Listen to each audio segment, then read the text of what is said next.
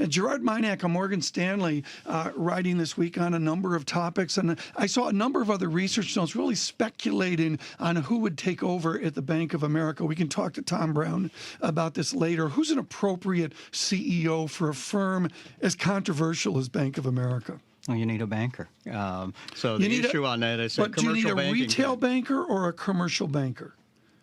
You need a retail banker. It is a retail banking franchise that has remember what the culture of the company is, right? What the core of the company is. The commercial banking side of Bank of America will manage itself, right? It is a major loan syndicator, so I'm not particularly worried about that. And part of the issue on this is what's going to be acceptable to the board. Remember, we've got some regional bias in terms of the board. We've got bias in terms of the investment community who are naming people from sort of the East Coast footprint. And the East Coast footprint, does that get to 9th? Does that get to 8th Avenue? Probably gets to 8th Avenue. Maybe to 8th Avenue is exactly. The East Coast footprint. We're going to come back in detail, folks, in our next half hour and talk with Brad Hintz and Tom Brown about this idea of an appropriate leader for any given bank, and certainly the focus now on Bank of America with Ken Lewis stepping aside. Let's talk about the nitty-gritty here. The yield curve's still steep. Are they going to see great FICC, the fixed income currency commodity? Is that just assumed another bang-up quarter? Absolutely. You're seeing liquidity coming back in the marketplace. The bid-offer spreads have come in, but that's good because volumes are still doing well. Spreads are still coming in.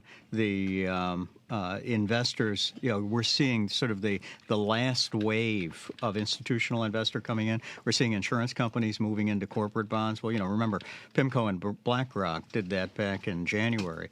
So, this movement to ever riskier parts of fixed income, which means liquidity comes into all those. Right. That's improving. Of course, the implication of this will be at some point markups of some of these troubled asset positions. I don't see that immediately, but that's certainly one of the themes that we should be looking forward to in, say, Q4, Q1. Well, I want Jack, the camera guy. Jack, come on over here and look at this chart. See, I got to get Jack's back warmed up here. And folks on radio, we're looking at the BAA industrial versus the 10-year, and you can see just the glide path down spring. I mean, this is nirvana for bankers, isn't it, Brad? This idea, and we're breaking lower here. If I move this over even more, you can see the recent breakdown. I mean, to see the BAA industrial 10-year come in that much, that's just. They just come in and go ka-ching, don't they? That's right, and combined with that to zero interest rates, right?